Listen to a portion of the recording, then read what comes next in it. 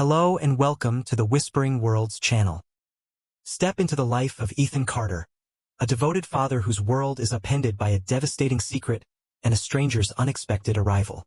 As Ethan fights to protect his son, Max, and uncover the true meaning of family, he faces heart-wrenching decisions, emotional betrayals, and the challenge of resilience in the face of chaos. What would you do in Ethan's shoes? This is your chance to immerse yourself in a story of love, trust, and redemption. The clock ticked steadily on the wall of our suburban Chicago home, each second pounding in my ears like a warning I couldn't decipher. It was a typical Friday evening, but an inexplicable heaviness hung in the air. My wife, Allison, sat at the dining table, her glasses perched on the tip of her nose as she went over some spreadsheets. Our 5-year-old son, Max, was sprawled on the living room carpet, humming to himself while arranging his collection of toy dinosaurs.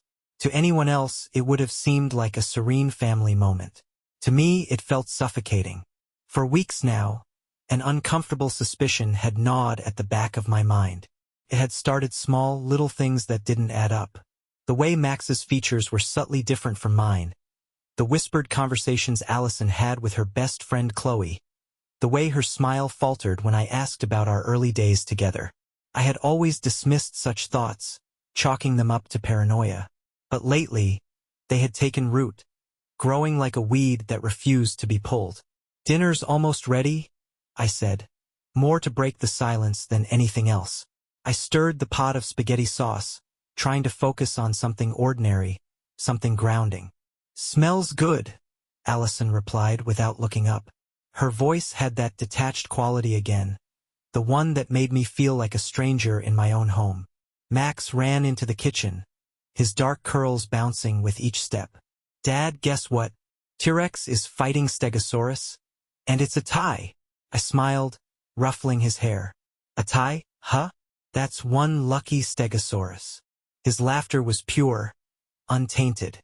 It was moments like these that made the doubts feel intrusive, even cruel. But as I looked at him, I couldn't shake the feeling that something was off. His eyes, a striking hazel, were a shade I couldn't trace back to either Allison or myself. Later that night, after Max was tucked in and the house had settled into its usual quiet, I found myself scrolling through photos on my phone. Wedding pictures, snapshots from vacations, candid moments of Max as a baby. I searched for answers in them, scrutinizing every detail, every resemblance. "What are you doing?" Allison's voice startled me. She stood in the doorway of our bedroom, her arms crossed. Quickly locked my phone. "Just looking at some old pictures." She walked over, sitting on the edge of the bed. "Feeling nostalgic?" "Something like that," I said, avoiding her gaze. "Ethan, are you okay?" Her tone was softer now, almost concerned. Was I? I didn't know. Part of me wanted to dismiss the gnawing doubts, to bury them in the routines of our life. But another part, a louder, more insistent part, demanded the truth. "Yeah, just tired." I lied. She nodded but didn't look convinced. "Get some sleep. We've got Max's soccer game in the morning." I mumbled an agreement, but sleep didn't come easily. Instead, I lay awake, staring at the ceiling, the weight of unanswered questions pressing down on me. The following week, during lunch at the office, I confided in my colleague and closest friend, Mark. We sat in a bustling cafe near our downtown office, the noise providing a buffer against eavesdroppers. "You're not seriously thinking of doing a DNA test, are you?" Mark asked, his brow furrowed. "I don't know," I admitted, "but something doesn't feel right. I can't ignore it anymore." "Ethan, that's a dangerous road, man. What if you're wrong? What if this is just, I don't know, paranoia? And what if I'm not?" The words came out harsher than I intended. Mark sighed, leaning back in his chair. "Look, I get it. But you've got to be sure this is what you want to do. Once you go down this path, there's no turning back." His words stayed with me, but they didn't dissuade me. That evening, I ordered a DNA test kit online. It arrived 3 days later, a small, inconspicuous package that felt heavier than it should have. I swabbed Max's cheek while he slept, the guilt almost unbearable, and sent the sample off with trembling hands. The results came a week later, an email notification that made my stomach churn. I opened it in the privacy of my car, parked in a grocery store lot. My heart pounded as I scanned the document, and then it stopped altogether. Probability of paternity, 0%. The words blurred before my eyes, disbelief and devastation crashing over me. It felt like the ground had been ripped out from under me, leaving me in freefall. The boy I had raised, the child I had loved with all my heart, he wasn't mine. I sat there for what felt like hours, the world outside moving on as if nothing had changed. But everything had changed, and I had to find out why. The house felt emptier than usual as I stepped inside that evening. Max was playing in his room, his joyful humming drifting faintly down the hallway. Allison stood in the kitchen, chopping vegetables for dinner. The mundane normalcy of the scene felt surreal after the bombshell I had just uncovered. "Hey, you're home late," she said, glancing up briefly. "Everything okay?"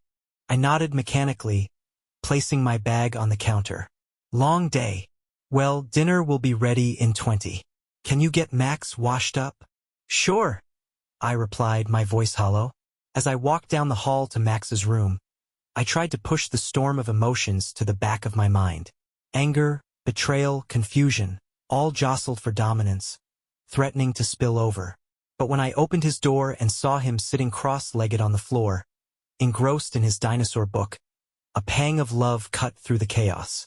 He looked up and grinned. "Dad, did you know velociraptors had feathers?" "I didn't," I said, forcing a smile. "That's pretty cool, buddy." He nodded enthusiastically. "I'm gonna be a dinosaur scientist when I grow up." I knelt down, pulling him into a hug. "You're going to be the best dinosaur scientist ever." Holding him close, I felt a wave of guilt and sorrow. None of this was his fault. Whatever answers I sought, I knew I had to protect him from the fallout. After dinner, once Max was asleep, I confronted Allison. She was sitting on the couch, scrolling through her phone, when I sat down across from her. The tension in the room was palpable. "Allison, we need to talk," I began, my voice steady but low. She looked up, startled by my tone. "What is it?" I hesitated, choosing my words carefully. I've been having doubts. "About Max." Her expression shifted instantly, a mix of confusion and defensiveness. "What are you talking about?" "His features, his eyes. They don't match either of us. And it's not just that. It's little things. Things that have been bothering me for a while." She laughed nervously, but it sounded forced. "Ethan, that's ridiculous. Of course, he's ours. Why would you even think something like that?" I leaned forward, my gaze unwavering. "I did a DNA test." The color drained from her face, her phone slipping from her hand onto the couch. She opened her mouth to speak, but no words came out. The silence stretched between us, heavy and oppressive. Finally, she found her voice. You did what?" "I needed to know," I said, my tone sharper than I intended. "And now I do." She stared at me, her eyes wide with panic. "Ethan, you shouldn't have done that. You had no right." "No right?" I interrupted, my anger boiling over. "No right to know the truth? No right to question whether my own son is actually mine?" She flinched, tears welling in her eyes. "It's not what you think. I can explain." "Then explain," I said, crossing my arms. Her hands trembled as she reached for a tissue, dabbing at her tears. "It was one mistake. One night. It was before the wedding, Ethan. I didn't think it mattered." Her words hit me like a physical blow. I felt the room spin as the pieces of the puzzle fell into place. The late-night phone calls with Chloe, the way she avoided talking about our early days together, the flickers of guilt I had seen but ignored. "It didn't matter?" My voice cracked, raw with emotion. "You lied to me for 5 years, Allison. You let me believe he was mine." "I thought he was," she cried. "I didn't know for sure, and I didn't want to ruin everything. I thought we could just move on and be happy." I stood abruptly, unable to look at her any longer. "You didn't think I deserved to know the truth?" That Max deserved to know. She sobbed into her hands, her shoulders shaking. I'm sorry, Ethan. I'm so sorry. But her apology felt hollow, like an echo in an empty room. The foundation of our life together had cracked, and I wasn't sure it could ever be repaired. As I left the room, her sobs followed me, a haunting reminder of the betrayal that had shattered our family. Upstairs, I peeked into Max's room. He was fast asleep, his small hand clutching a plush dinosaur. I watched him for a moment, my heart breaking all over again. No matter what happened, I knew one thing for certain. I had to protect him from this storm, even if it meant walking away from the life I thought I knew. The morning after the confrontation with Allison, I woke up early, my mind still tangled in the events of the previous night. The bed felt colder, emptier. I glanced at her side of the mattress. It was untouched. She hadn't come to bed. Max's laughter drifted up from the kitchen, breaking the silence of my thoughts. For a moment, I closed my eyes and let the sound wash over me. Whatever happened next, I couldn't let him feel the weight of this fracture. I found him sitting at the kitchen table, a plate of pancakes in front of him. Allison stood by the stove, her movements robotic as she flipped another batch. She didn't look at me when I walked in. "Morning, Dad," Max chirped, his face smeared with syrup. "Guess what? I'm gonna make a dinosaur world in the backyard today." "That sounds awesome, buddy," I said, forcing a smile. "Maybe I can help you after breakfast." He beamed, his excitement untainted by the tension that hung thick in the air. Allison finally turned, her eyes meeting mine for a brief second before darting away. "Can we talk later?" she asked quietly, her voice barely audible over the sizzle of the pan. I nodded, my jaw tight. Later. By the time Max was busy in the backyard, carefully arranging rocks and twigs to build his prehistoric world, Allison and I sat across from each other in the living room. The silence stretched uncomfortably, neither of us wanting to be the first to speak. "I don't even know where to start," she said finally, her hands twisting nervously in her lap. "Start with the truth," I said, my tone firmer than I intended. She sighed deeply, her shoulders slumping. "It was one night. I was scared, Ethan. We'd had that big fight about the wedding, about the guest list, remember? I felt like everything was falling apart." I did remember. It had been an argument over something trivial in hindsight, but back then, it had felt monumental. Still, it was no excuse. "I went out with Chloe to clear my head," she continued. "We had too much to drink, and I made a mistake. A huge, terrible mistake. I didn't even know the guy's name. It didn't mean anything." "Didn't mean anything?" I repeated, my voice rising. "It meant enough to change everything." She flinched, tears brimming in her eyes. "I didn't think there was a chance he wasn't yours. Max looks so much like you, Ethan. I convinced myself that it didn't matter because I believed he was ours. And when the doubts crept in, I asked, when you started to wonder if he wasn't mine, what then?" Her silence spoke louder than any answer. That night, after another strained dinner and an exhausted Max safely in bed, I sat on the porch with a beer in hand. Mark had called earlier, sensing something was off, but I hadn't been ready to talk. Now, as the weight of the truth bore down on me, I decided I needed someone to confide in. Mark answered on the second ring. "Ethan, man, what's going on? You've been acting off for weeks." "I found out Max isn't mine," I said, the words tumbling out before I could second-guess them. A long pause followed. "Shit," Mark finally said. "I'm so sorry, man. What are you going to do?" "I don't know," I admitted. "I feel like my whole life has been a lie. But Max, he's my son, Mark. I don't care what the DNA says. He's my son." "Of course he is," Mark said. "But what about Allison? Can you come back from this?" I didn't answer right away. The truth was I didn't know. Allison's betrayal felt like a wound that would never fully heal. But every decision I made from this point on would ripple through Max's life, and I couldn't afford to make the wrong one. "Right now, I'm just trying to figure out how to protect Max," I said finally. Mark sighed. "Look, whatever you need. Someone to talk to. A place to crash. You let me know, okay? Thanks, Mark. That means a lot. As I hung up, I stared out at the darkened yard. Max's dinosaur world lay scattered across the grass, a patchwork of rocks, twigs, and his imagination. It struck me how fragile it all was, how easily something beautiful could fall apart.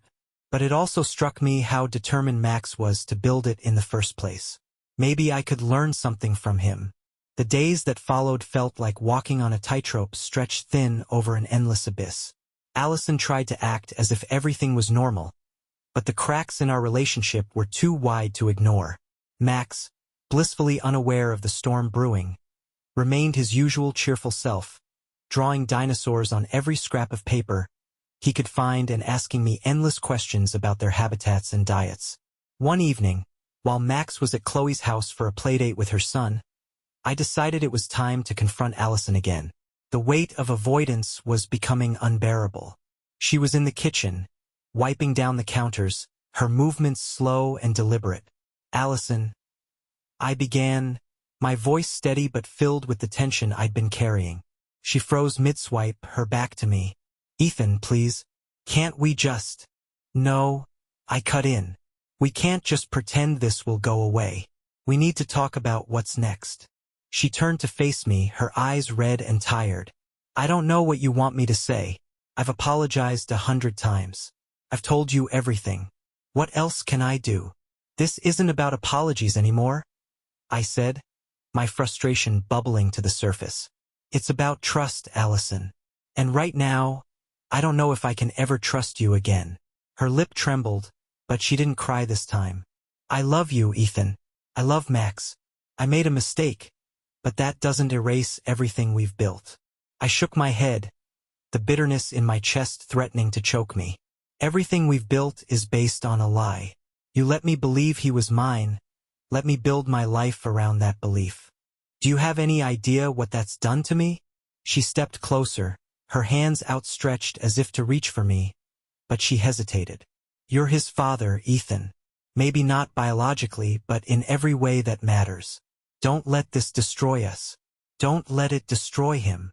Her words struck a nerve, and I turned away, unable to look at her. I'm not sure I can separate the two. Not yet. That night, I lay awake in the guest room, staring at the ceiling. The house was silent, save for the faint hum of the refrigerator and the occasional creak of the floorboards. My thoughts swirled like a storm, each one more chaotic than the last. Could I forgive Allison? Did I want to? What would it mean for Max if I couldn't? The next morning, I decided to take a step back and clear my head. Max had been begging me to take him to the Field Museum to see the dinosaur exhibits, and it seemed like the perfect excuse to get away for a while. Daddy and Max Day? He asked excitedly as I buckled him into the car seat. Exactly, I said, smiling for the first time in what felt like days. The museum was crowded, but Max's excitement was contagious. He dashed from one exhibit to the next, peppering me with questions about fossils, extinction theories, and which dinosaur was the fastest. For a few hours, I let myself forget everything else, focusing entirely on his joy. At one point, he tugged on my hand, pulling me toward a life-size replica of a T-Rex. Dad, look, it's Sue. She's huge, isn't she? I said, marveling at the display. Max nodded, his eyes wide. Do you think she had a family? The question caught me off guard, and I crouched down to his level. Maybe. Most animals live in families of some kind. He considered this, then looked at me. I'm glad we're a family, Dad. The simplicity of his words hit me like a ton of bricks. For him, family wasn't defined by DNA tests or secrets. It was about love, security, and presence.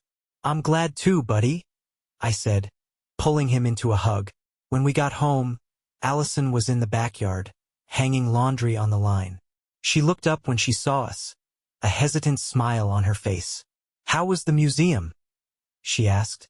Awesome, Max shouted, holding up the plush dinosaur he'd picked out at the gift shop. Dad and I saw so many fossils. She smiled, but her eyes lingered on me, searching for something. I gave a small nod, and she seemed to relax slightly. That evening, after Max was asleep, I joined her on the porch. The air was cool, and the crickets chirped softly in the background. "I took Max to the museum today," I said, breaking the silence. "I'm glad," she said softly. "He's been talking about it all week." I hesitated before continuing. "He said something today that stuck with me. He said he's glad we're a family." She looked at me, her expression unreadable. "What did you say?"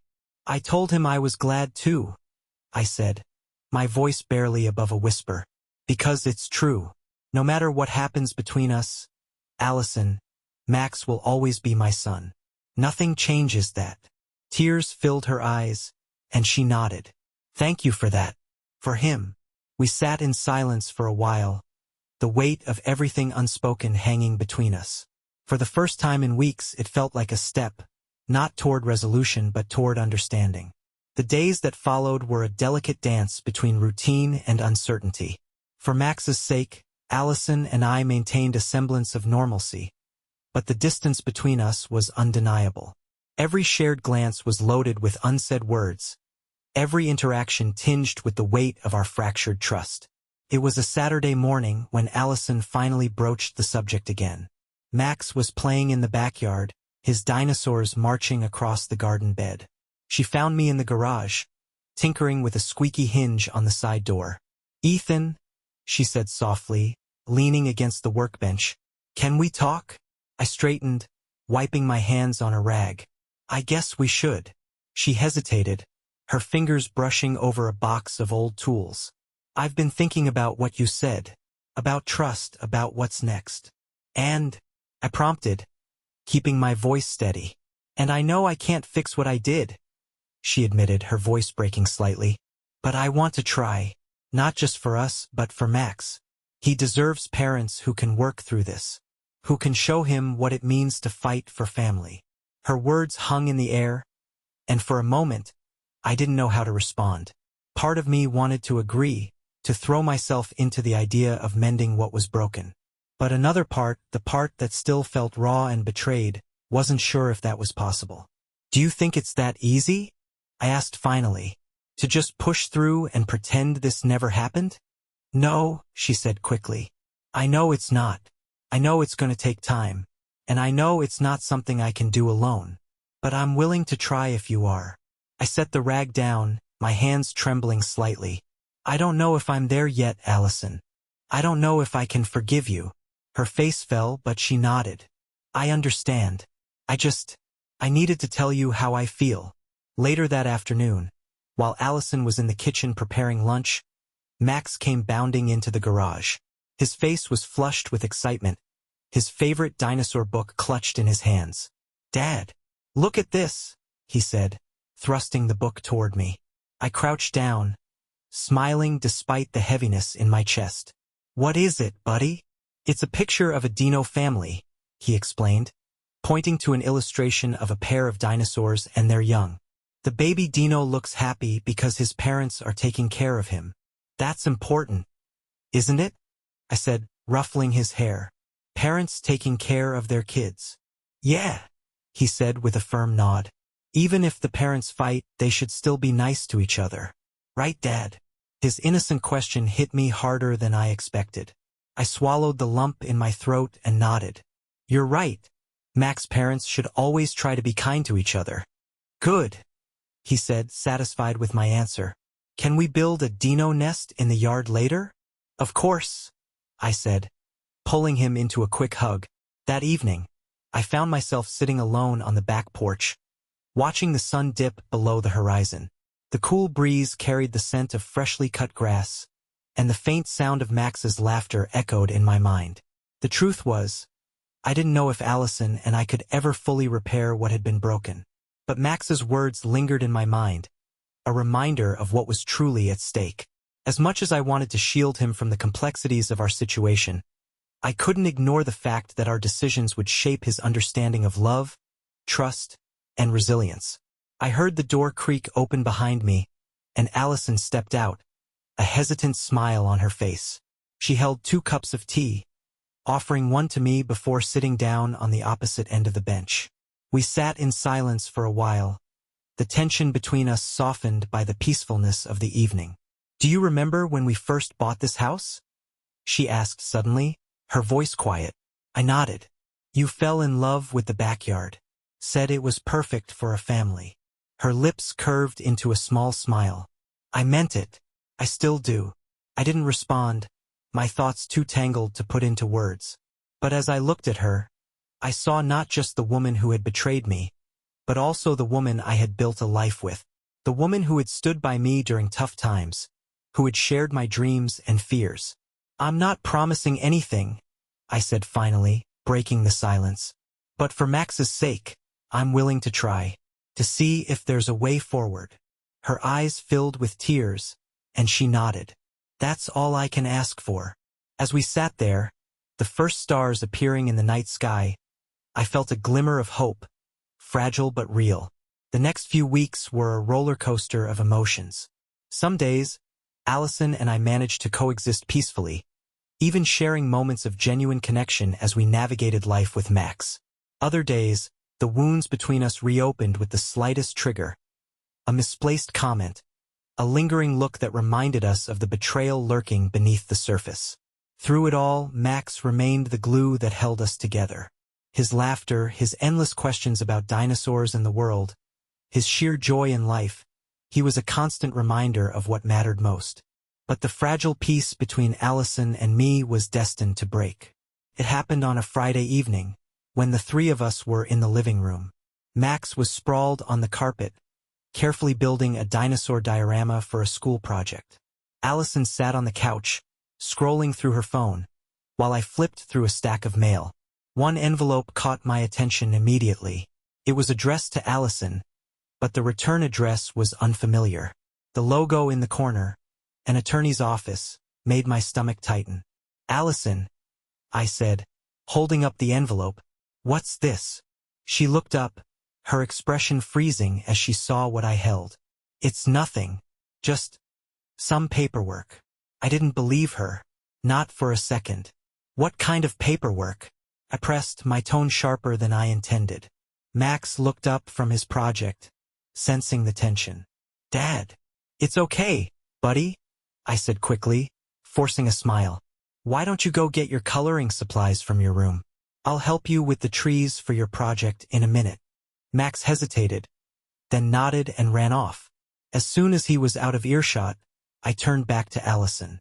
"What is this?" "Ethan, please," she said, her voice trembling. "Let's not do this right now."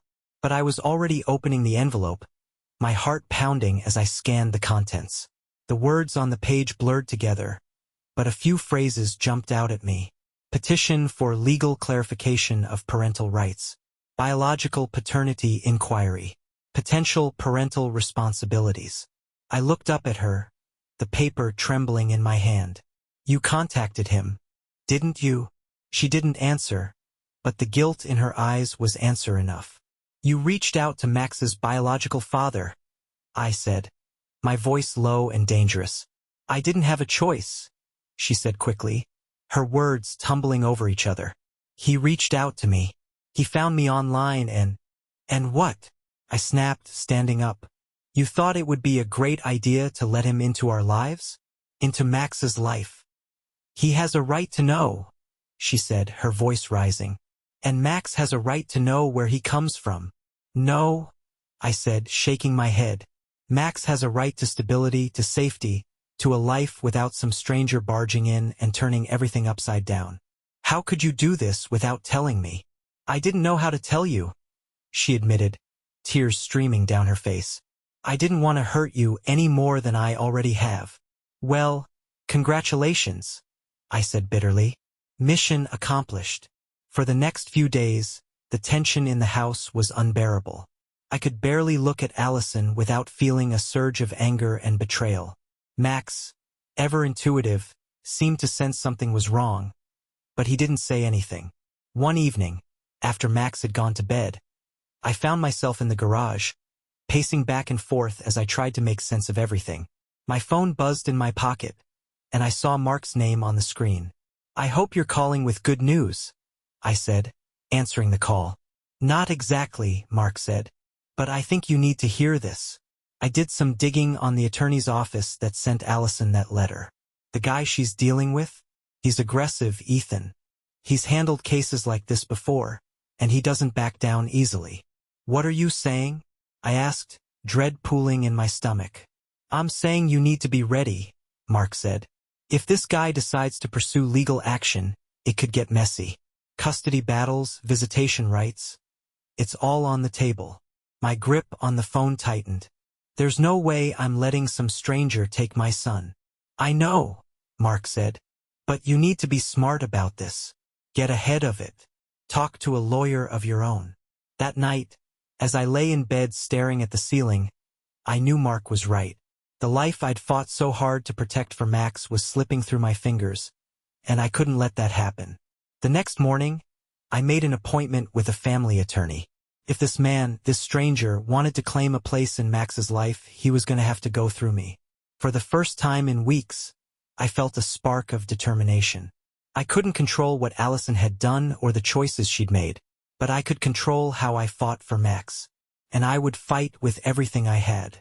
The morning of my meeting with the attorney arrived far too quickly. I parked outside the firm's sleek downtown office, my nerves tightening with every step I took toward the building. The receptionist directed me to a small conference room where a tall, stern-looking man in a crisp navy suit awaited me. "Mr. Ethan Carter?" he asked, standing to shake my hand. "That's me," I said, trying to keep my voice steady. "Andrew Fields," he said, motioning for me to sit. "I've reviewed the preliminary information you sent over. This is a complicated situation, but not an uncommon one. Let's talk about your options." As we delved into the legalities, my stomach churned. Andrew explained the potential for a court case if Max's biological father decided to push for visitation or custody. The words were clinical, detached, but their implications hit me like a hammer. "He has no right to come into Max's life and disrupt everything," I said, frustration spilling into my tone. Andrew adjusted his glasses, his expression calm but serious. "Biological connections hold significant weight in family law. But that doesn't mean you don't have a case. Your role as Max's legal and de facto father is equally important. We'll need to establish that it's in Max's best interest to maintain the status quo." "And if he fights?"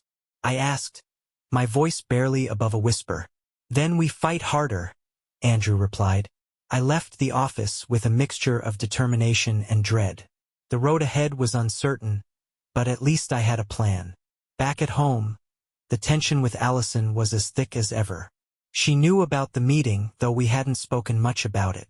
That evening, after Max was asleep, I found her sitting in the kitchen, staring at her untouched cup of tea. "How did it go?" she asked without looking up. "As well as it could, given the circumstances," I said, sitting across from her. She nodded, her fingers tracing the rim of her cup. "I didn't want this, Ethan. I never wanted any of this. And yet here we are," I said, unable to keep the bitterness out of my voice. She flinched but didn't argue. "I made mistakes. I know that. But I never stopped loving you or Max." Her words hung in the air, and for a moment, I almost believed them. But the anger, the betrayal, was still too fresh. "What happens if he pushes for custody?" she asked, her voice trembling. "Then we fight," I said firmly. "Max deserves stability, not a stranger barging into his life because of choices neither of us made for him." She nodded again, tears brimming in her eyes. "I'll do whatever it takes to protect him, Ethan, even if it means stepping back and letting you take the lead." Her words caught me off guard. For the first time, I saw genuine remorse in her eyes, not just for what she had done, but for the ripple effects it had caused. A week later, the first official letter from Max's biological father's attorney arrived. It was a formal request for acknowledgement of paternity and an invitation to mediate custody arrangements. The legalese was cold and impersonal, but its implications were crystal clear. This man wanted a place in Max's life. The letter sparked a heated argument between Allison and me that night. "This is exactly what I was afraid of," I said, pacing the living room. "He's not just going to go away, Allison. He's going to push, and you open the door for him." I didn't ask for this, she shot back, her voice shaking. He found me. What was I supposed to do? Lie? Pretend Max doesn't exist? Yes, I yelled, the anger boiling over. If it meant protecting our son, then yes. Her face crumpled, and she sank into the couch, burying her face in her hands. I don't know how to fix this, she whispered. The sight of her, so broken, pulled at something inside me. I wanted to keep blaming her, to keep throwing my anger at her feet, but deep down, I knew it wouldn't solve anything. We need to focus on Max, I said, my tone softer but firm. Whatever happens, he comes first. Agreed. She nodded, tears streaking her face. Agreed. The next few weeks were consumed by preparations. Andrew coached me on how to present my case, emphasizing my role in Max's life and the potential disruption introducing a biological stranger could cause. Allison, to her credit, fully supported my efforts, even providing statements that reinforced my bond with Max. Max, meanwhile, remained blissfully unaware of the storm brewing around him. His school projects, soccer games, and endless dinosaur adventures became my refuge, a reminder of why I was fighting so hard. One night, as I was tucking him into bed, he looked up at me with those bright, curious eyes. Dad, do you think T-Rex dads took care of their babies? I think the good ones did, I said, brushing a curl from his forehead. Good, he said, yawning. You're a good dad, right? His words were so simple, so innocent, and yet they carried a weight I couldn't ignore. I hope so, buddy, I said, kissing his forehead. I'm trying my best. As I closed his door, I leaned against the wall, the enormity of what lay ahead settling over me. Whatever happened, whatever battles I had to face, I would make sure Max always knew one thing. He was loved, unconditionally and without question. The mediation day arrived with a crisp morning breeze that did little to calm the storm inside me. I had barely slept, spending most of the night rehearsing every possible argument I might need. Andrew had assured me that we were prepared, but as I parked outside the neutral office space where the meeting was being held, doubt crept in. I spotted Allison standing near the entrance, her arms crossed tightly over her chest. She looked as nervous as I felt. Ready? I asked as I approached. As ready as I'll ever be, she replied, her voice barely above a whisper. Together, we entered the building, walking down a sterile hallway to a conference room. Inside, the air was thick with tension. At the far end of the table sat the man who had thrown our lives into chaos. He was younger than I expected, with sharp features and a tailored suit that screamed confidence. His name was Lucas Hayes, and though I'd never seen him before, I already despised him. Mr. Carter, Mrs. Carter. His attorney greeted us with a polite but detached smile. Thank you for coming. Let's begin. The first hour of the meeting was excruciating. Lucas's attorney laid out his case with clinical precision, emphasizing his client's rights as Max's biological father. Lucas himself spoke briefly, insisting he only wanted what was best for Max, and that he had no intention of disrupting his life. I understand that this is a difficult situation, Lucas said, his tone measured. But I believe Max deserves to know where he comes from. I'm not here to take him away from you. I just want to be part of his life.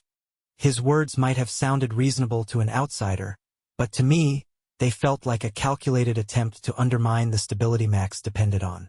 When it was my turn to speak, I leaned forward, my hands clasped tightly together. Max already has a father, I said firmly.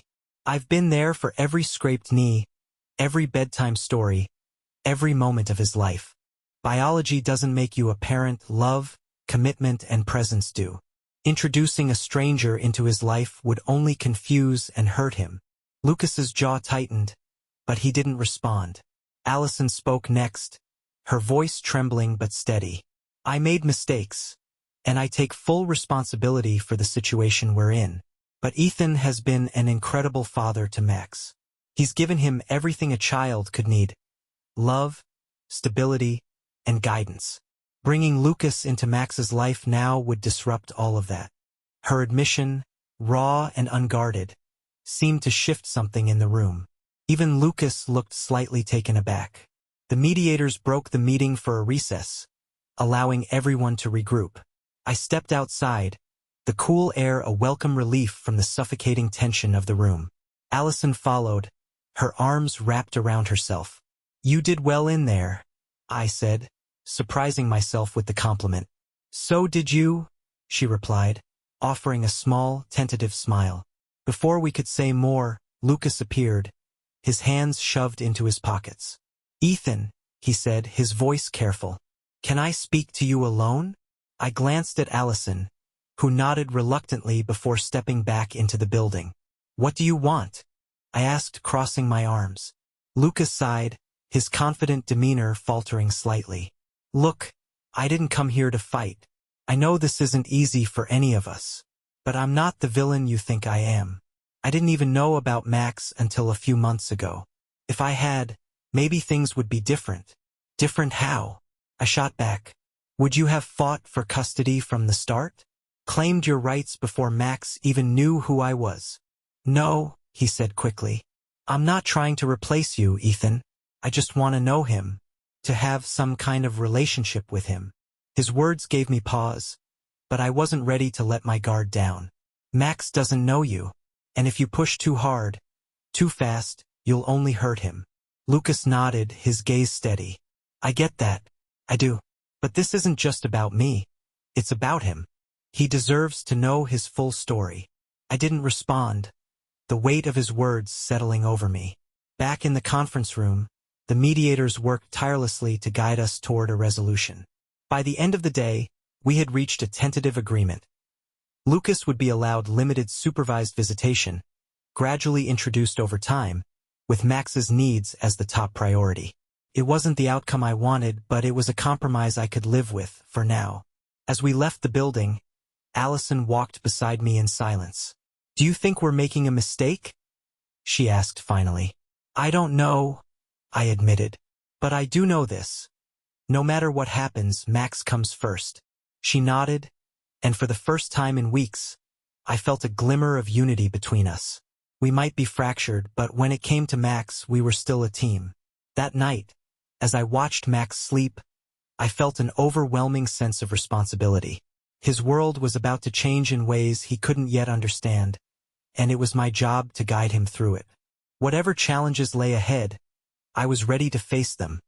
For him. The first visitation day loomed over us like a storm cloud. Lucas had agreed to meet Max in a controlled environment, a local family center with supervised staff and comfortable, neutral spaces. Allison and I had prepped Max as best as we could, carefully framing the experience as meeting a new friend, rather than introducing the concept of a biological father. I wasn't convinced it was the right approach, but we wanted to shield Max from unnecessary confusion. He was too young to grapple with the complexity of the situation. That morning, Max was his usual bubbly self, running through the house with a toy triceratops clutched in one hand. I envied his obliviousness as I wrestled with my own anxiety. "You ready, buddy?" I asked, crouching down to tie his sneakers. "Yep. Is this about the new friend you told me about?" he asked, tilting his head. I forced a smile. "That's right. Just someone who wants to meet you and learn about all the cool stuff you love. Like dinosaurs." Max beamed. "I can tell him about Sue the T-Rex." "You definitely should," I said, my chest tightening. The family center was bright and welcoming, but it felt like a battlefield to me. Lucas was already there when we arrived, standing near a table stacked with puzzles and toys.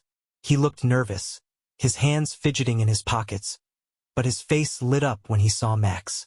Max hesitated for a moment, holding tightly to my hand. "Who's that?" he whispered. "This is Lucas," I said carefully. "He's excited to meet you." Lucas crouched to Max's level, his expression soft. "Hi, Max. I've heard so much about you.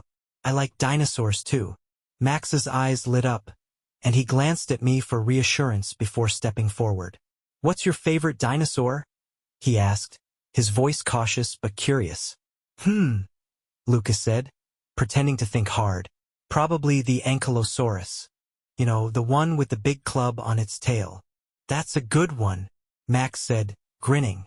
I stood back, my arms crossed tightly as I watched them interact.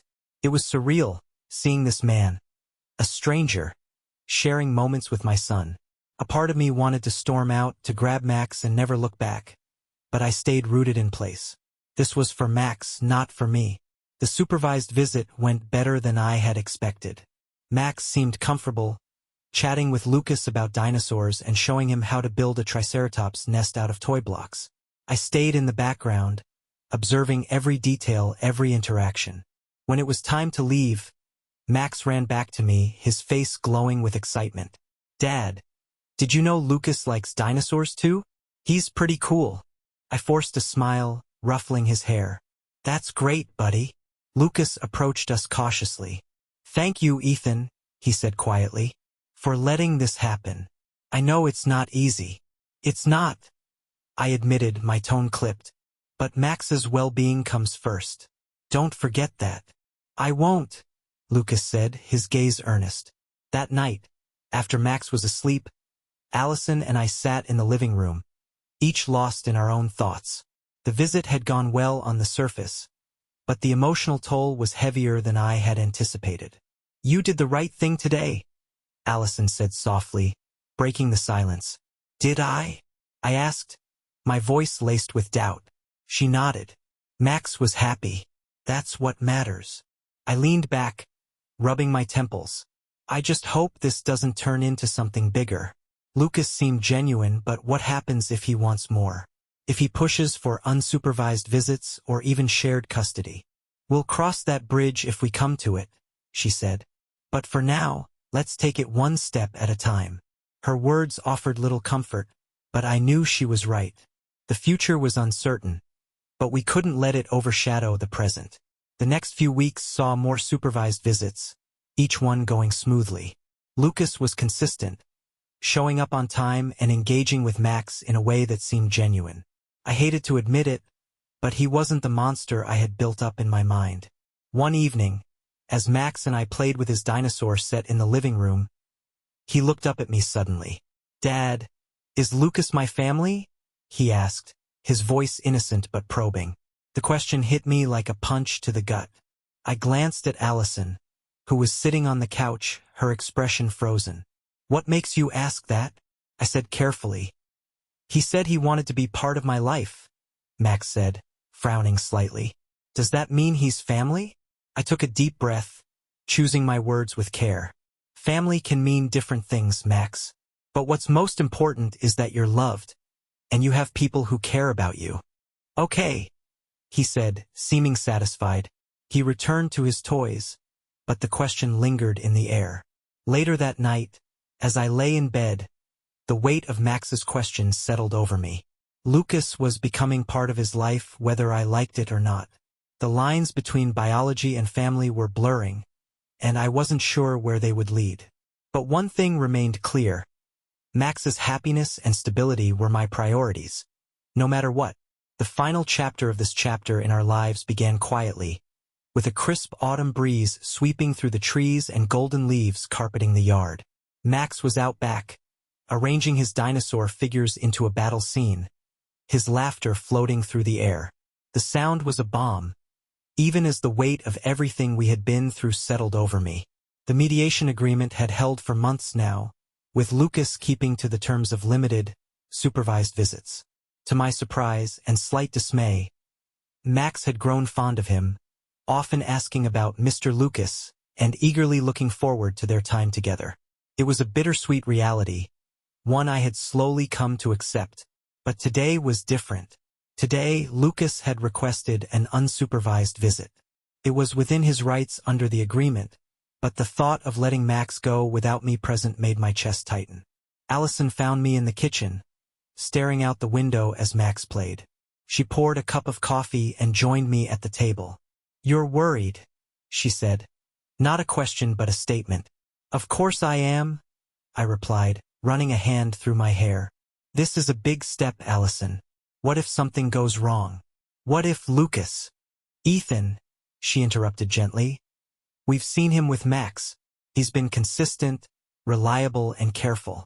He's earned this step. Her words were logical, but they did little to soothe my fears.